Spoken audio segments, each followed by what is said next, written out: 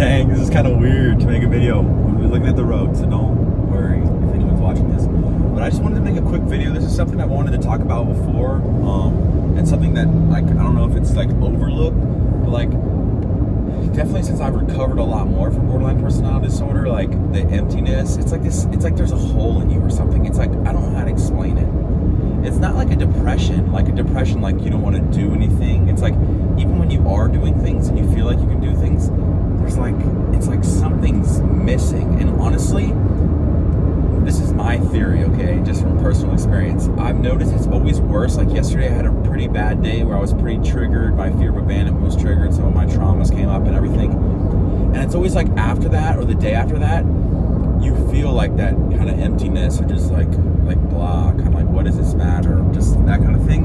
And I have a theory that, like, you know, when you're in those heightened like arousal states like that, maybe like you're triggered, you know, your partner does something to trigger you, or you know, whatever your borderline personality triggers are, you know, a parent does something that causes, like, you remember a traumatic experience, you know, or maybe you just see something and it causes you to feel like that. When you're hyper aroused and your response is like super triggered and all the chemicals are firing in your brain, once that settles back down and you get back to normal life, it's almost like dull.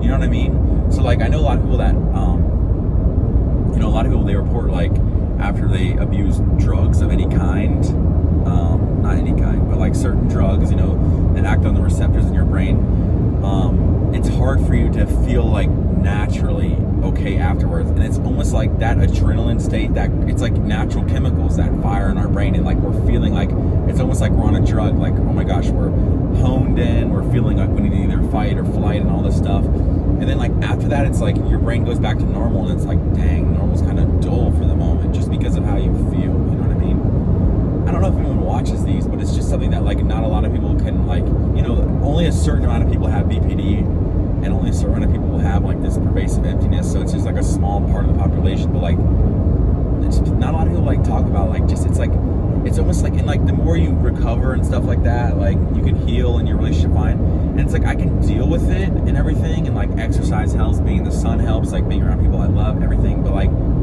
it's just like it's almost like not romantic in a sense, like, oh, I'm gonna kiss you romantic, but like it reminds me of one of like the Renaissance paintings, or not a Renaissance painting, but like just like this kind of like, you know, you're just going through life, like you're kind of like, I don't know, an outside man. It's like it's like there's like a part of you taken out, you know what I mean? Like a part of you is missing, maybe your soul or whatever, you know, you have. And I just remember that like a lot.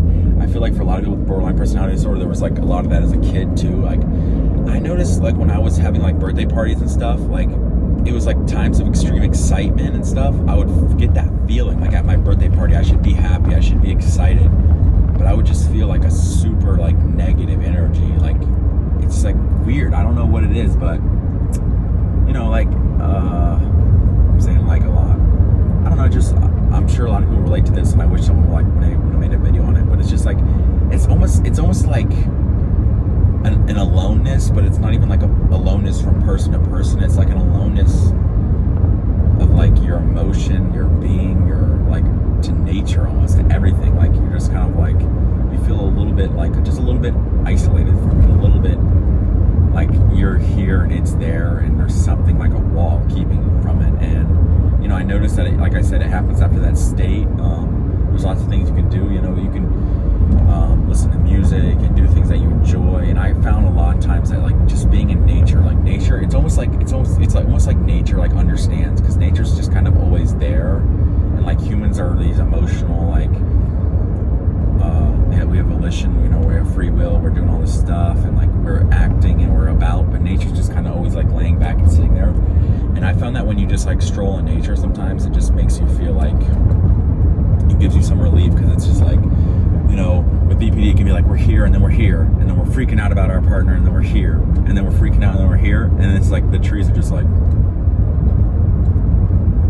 just constant, you know. And a lot of times with people with borderline personality disorder, we have a lot of chaos in our lives and our childhood. So like when you have all that chaos and you know you want something stable, you know, you can have a good partner that can teach you how to, like, you know, that informs your decisions and everything, and can help you grow. But at the same time, like a good thing is just nature. Like nature is always there. there. Nature's always constant, and